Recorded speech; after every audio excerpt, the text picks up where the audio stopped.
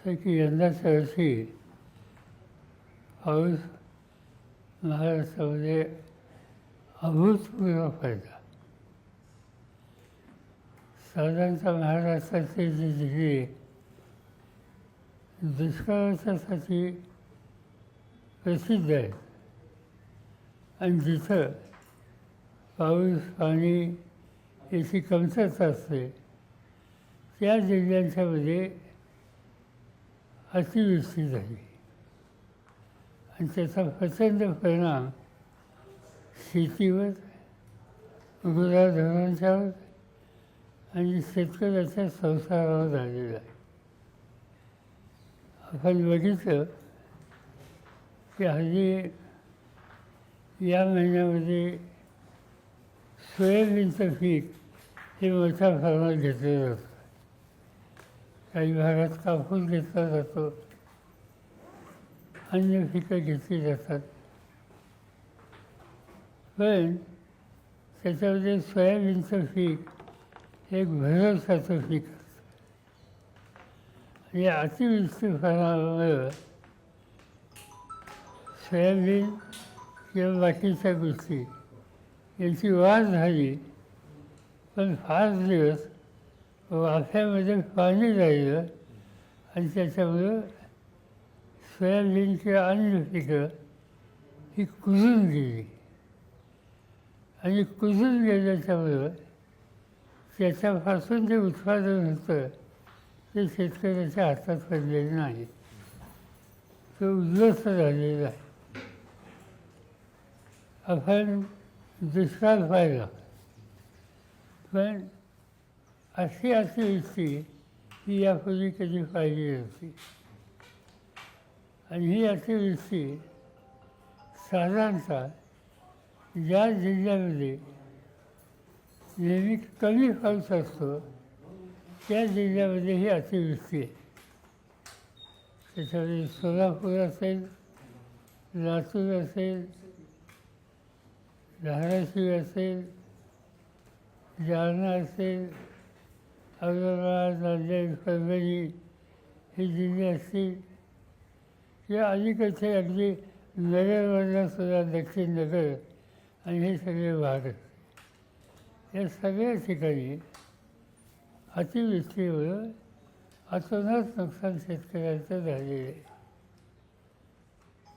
असं संकट ज्यावेळेला येतं त्यावेळेला त्याला मदत करण्याची जबाबदारी राज्य आणि केंद्र सरकारची असते. आणि केंद्र सरकारमध्ये ही नैसर्गिक आपत्ती असली तर त्याला सहाय्य करण्याची योजना आहे. पण त्या योजनेतून खाली राज्याच्या मार्फत त्याची अंमलबजावणी केली जाते. दरवर्षी केंद्राकडून अशा स्थितीला मदत करायला जी योजना आहे त्याच्याचा लाभ घेऊन राज्यांनी अतिशय वेगानं पंचनामे करून घेणं आणि तातडीनं त्याला नुकसान भरपाई देणं या दोन गोष्टी करायची गरज आहे. आता ही नुकसान भरपाई कशाची?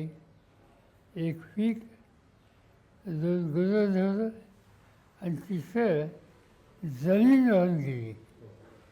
पीक राहतं गेलं तर त्या वर्षाचं नुकसान आहे, पण जमीन त्याच्यावरची माती ही जर वाहून गेली तर कायमचंच त्यातनं उत्पादन येण्याचा मार्ग हा थांबलेला जातो. आणि म्हणून यावेळची मदत ही निवड पंचनामे करून पीक गेलं म्हणून करून चालणार नाही. पिकाच्यासाठी मदत करावीच लागेल, पण जमिनीसाठी सुद्धा करावं लागेल. त्याबरोबर पाणंद रस्ते ते उद्ध्वस्त झालेले आहेत त्यासाठी मदत करावं लागेल. आणि याबरोबरच अनेक ठिकाणी या तक्रारी आहेत आणि वस्तुस्थिती आहे की गुरं वाहून गेली. त्यामुळे गुरं धुरं गेल्याच्या नंतर उद्या त्याला शेतीला समस्या निर्माण होती या सगळ्या गोष्टीकडं बघायची आवश्यकता आहे आणि हे काम राज्य सरकारला गतीने करावं लागेल. त्याचं सूत्र पहिल्यांदा पंचनामे करत असताना त्या शेतकऱ्याला विश्वासात घेणं, प्रत्यक्ष त्याच्या पिकाची पाहणी करणं आणि वास्तव असे पंचनामे हे केलं पाहिजे. आणि यानंतर तातडीची मदत आणि कायमस्वरूपाची मदत अशा 2 प्रकारच्या मदती या अभूतपूर्व परिस्थितीवर शेतकऱ्याला देण्याची आवश्यकता आहे. आणि आम्ही अशी अपेक्षा करतो की राज्य सरकार याचा अत्यंत गांभीर्याने विचार करेल. चांगली गोष्ट आहे, काही मंत्री फील्डवर जाऊन परिस्थितीची पाहणी करत आहेत. ठीक आहे, पाहणी केल्याच्या नंतर जे ऑब्झर्वेशन त्यांचं आहे ते लक्षात घेऊन तातडीची मदत करून तो शेतकरी राजा पुन्हा एकदा कसा उभा करायचा या कामावर त्यांनी अधिक लक्ष द्यावं. आणि तरच यातनं हा शेतकरी बळी राजा वाचेल. याचं फार मोठं सांगितलं. आता isakal.com आहे देशातील नंबर 1 ची मराठी न्यूज वेबसाईट. प्रत्येक अपडेटसाठी isakal.com ला नक्की भेट द्या. त्यांचं वैशिष्ट्य असं आहे की हवामान खाते जे सांगतं आहे ते घडतंय. म्हणजे अगदी सुरुवातीपासून. आणि पहिला टप्पा मे महिन्याच्या कालखंडातसुद्धा पाऊस पडला आणि सहसा तेव्हा कधी पाऊस नसतो. पण तेव्हापासून आजपर्यंत हवामान खातं यांनी शेतकऱ्याला सावध केले, बेसावध ठेवलेलं नाही. आणि त्यांची जी अंदाजाची माहिती आहे त्याची नोंद सरकारने घेतली पाहिजे. सर, गेल्या काही काळापासून महाराष्ट्रामध्ये अशा वेगवेगळ्या समाजांमध्ये तणावाची परिस्थिती निर्माण करण्याचा प्रयत्न होतोय. खास करून काही नेते जे वक्तव्य करत आहेत तर त्याच्यातून तुम्ही नाशिकमध्ये याबद्दल बोलला होता, तर नक्की आपलं काय म्हणणं आहे याबद्दल? माझी थोडी तक्रार त्या संबंधीची आहे. दुर्दैवानं मराठा विरुद्ध ओबीसी असं एक वेगळं वातावरण जाणीवपूर्वक काही घटक करतात, काही प्रश्न उपस्थित करतात. त्या प्रश्नाची सोडवणूक करण्याची जबाबदारी राज्य सरकारची असते. मला राज्य सरकार काही हालचाल करायला लागले असं दिसतं. प्रत्यक्ष त्याची कृती कधी होईल त्यावेळेस नंतर अंतिम स्थिती सांगता येईल. पण जे राज्य सरकार पावलं टाकतं की आज गरज काय, कटुता कमी करणं, सामंजस्य निर्माण करणं आणि हे सगळे घटक एकत्र गावात कसे राहतील याची काळजी घेणं. आज या स्थितीला सरकारने 2 कमिट्या केल्या. एक मंत्रिमंडळाच्या मराठा समाजाच्या एका गृहस्थ मंत्र्यांना नेमून आणि त्या कमिटीमध्ये एखाद दुसरी व्यक्ती सोडली तर सगळे मराठा समाजाचे प्रतिनिधी हे त्याच्यात घेतलेले आहेत. आणि दुसरी कमिटी जी आहे त्याच्यात ओबीसी त्याचं नेतृत्व करतात आणि सदस्य ओबीसीचे आहेत. या दोघांचे प्रश्न आहेत. पण आज कटुता कमी करायची असेल, सामंजस्य करायचं असेल तर या दोघांना घेऊन एकत्र बसलं पाहिजे. आणि हे बसण्याचं काम मुख्यमंत्र्यांनी केलं पाहिजे. मुख्यमंत्र्यांनी याचा पुढाकार घेतला. हे दोन्ही घटकांचे प्रतिनिधी बोलवले, त्यांचा रास्त प्रश्न असतील त्यातनं मार्ग काढायचे पावले टाकली आणि त्याच्यानंतर एक सामंजस्याचं वातावरण तयार करावं. महाराष्ट्रात एक मोहीम सुरू केली आणि ती करत असताना आमच्यासारखे अनेक लोक असेल त्यांचीसुद्धा याला साथ मिळेल. कारण आम्हाला हा महाराष्ट्र एकत्र ठेवायचा आहे आणि ही ऐक्याची वीण ही दुर्मिळ होता कामा नये.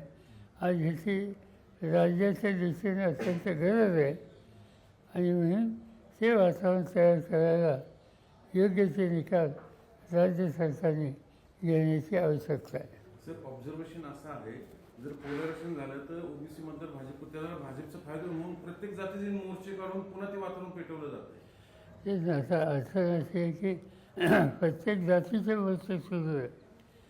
त्याच्यातनं पुन्हा मागण्या कचुता. शेवटी गावात आपल्याला राहायचं आहे, एकत्र राहायचं आहे. कुणाचे प्रश्न असतील तर गावातल्या जाणकारांनी बसून ते सोडवायचे. त्याच्यासाठी एकमेकाच्या विरुद्ध वेगळे मोर्चे काढणं हा मार्ग नाही आहे. पण दुर्दैवानं आज त्या रस्त्यात जातात आणि सरकार याच्यामध्ये बघायची भूमिका घेते. सर, शेतकऱ्यांच्या बद्दलचा प्रश्न आहे. सातारा जिल्ह्यातल्या कोरेगावमधल्या शेतकऱ्यांनी त्यांच्या म्हशी विकल्या. ते दुभत्या म्हशी होत्या, पण गोरक्षक बनवणाऱ्यांनी त्या अडवल्या आणि पुण्यातल्या बोगदेव घाटातल्या दिवे घाटाच्या खाली त्या आणल्या आणि त्या देत नाहीत. बरेच म्हणजे ते सत्ताधारी पक्षाचे सदाभाऊ खोत जे आमदार आहेत तर तेही मागणी करतायत. तर हे फक्त एक घटना नाही, संपूर्ण राज्यभरामध्ये जे पाहायला मिळतंय की गोरक्षक म्हणवणारे जे आहेत त्यांनी एक उच्चार मांडलेला किंवा गोरक्षक म्हणून जे करतायत ते शेतकऱ्यांची ही दुभती जनावर ते. आज महाराष्ट्रात गेले काही महिने वर्ष गोरक्षक या नावानं शेतकऱ्यांना प्रचंड यातना देण्याचं काम काही घटक करत आहेत.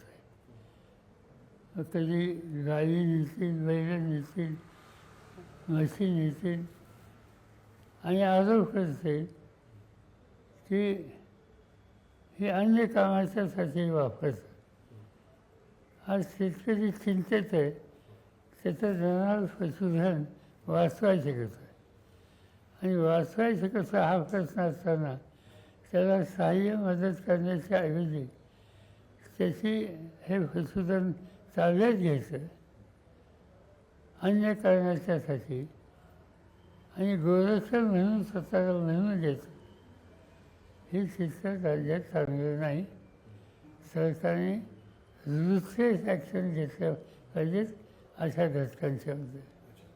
सर, राहुल गांधींनी जी पत्रकार परिषद घेतली त्यामध्ये एक नवीन जी काही त्यांनी गोष्ट सांगितली की मतदार एकतर वाढवले जात आहेत आणि दुसरीकडे डिलीट पण केले जात आहेत. चंद्रपूर जिल्ह्यातल्या राजुराचा पण उल्लेख होता आणि कर्नाटकमधल्या. तर निवडणूक आयोग याला सक्षमपणे उत्तर देतो आहे असं तुम्हाला वाटतंय की प्रश्नांची मनाचे प्रश्न निर्माण झाले त्याचं काही निराकरण होत आहे? नाही, प्रश्न असा आहे की राजीव गांधी, राहुल गांधी या अन्य लोकांनी काही प्रश्न उपस्थित केले. त्यांचा रोग जो आहे तो निवडणूक आयोगाच्या एकंदर कामाच्या पद्धतीमध्ये. इलेक्शन कमिशनच्या संदर्भात त्यावेळेला जबाबदार लोक राहुल गांधी हे संसदेचे विरोधी पक्ष नेते. विरोधी पक्ष नेतेपद हा पार्लमेंटची इन्स्टिट्यूशनमध्ये एक हे विरोधी पक्ष ही सुद्धा एक इन्स्टिट्यूशन आहे आणि त्यामुळे ते जे सातत्याने मानत आहेत त्याची नोंद संबंधित संस्थेने घेतली पाहिजे. आज घडतं काय, राहुल गांधी किंवा इतरांनी निवडणूक आयोगाच्या प्रश्नाच्या संबंधी टीका टिप्पणी केली तर त्याचं उत्तर निवडणूक आयोग देत नाही. त्याचं उत्तर आज भाजपचे नेते देत आहेत. हा विषय त्यांचा नाही, हा विषय आयोगाचा आहे. पण आयोग राहिला बाजूला आणि राज्याचे मुख्यमंत्री आणि सरकारी ते त्याची उत्तरं देतात. याचा अर्थ निवडणूक आयोगाच्या संबंधी गैरविश्वास वाढीला मदत ते करत आहेत आणि ही गोष्ट चांगली नाही. सर, भारत पाकिस्तानमध्ये ज्या काही क्रिकेट मॅच सुरू आहेत एशिया कपच्या माध्यमातून तर त्याची बरीच उलटसुलट चर्चा होती. पहिली गोष्ट तर आत्ता भारताने या पार्श्वभूमीवरती पाकिस्तानसोबत क्रिकेट खेळायला पाहिजे का याबद्दल प्रश्न विचारला गेला.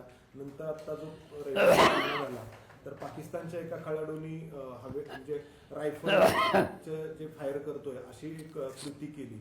तर याच्यावरून बरेच काही प्रश्न उपस्थित होत आहेत. खेळामध्ये असा विषय आणू नये, कुणीच आणू नये. पाकिस्तानने आणू नये, आमच्या पत्रकारांनी सुद्धा जरा काळजीपूर्वक याच्याकडे बघावं. सर आता जो निवडणूक आयोगाचा विषय झाला, तर जी SIRची जी प्रक्रिया आहे जी आता बिहारमध्ये राबवली गेली, तर ती संपूर्ण देशभरामध्ये राबवण्याचा निवडणूक आयोगाचा विचार आहे अशी माहिती जी आहे ती आलेली होती. तर याबद्दल काय अपेक्षा आहे? कारण निवडणूक आयोगाबद्दल विरोधी पक्ष खूप सगळे आक्षेप घेत आहेत. त्यामुळे एक तर ह्या SIRच्या संबंधी पावले टाकली जात आहे ती वास्तवतेवर आधारित असली पाहिजेत, सखोल अभ्यास पाहिजेत. आणि ही जी नावं घालणं, नावं कमी करणं, हे जे उद्योग चालले त्याच्यामुळे इलेक्शन कमिशनच्या संबंधी गैरविश्वास जनमानसात निर्माण होईल. हे टाळलं पाहिजे.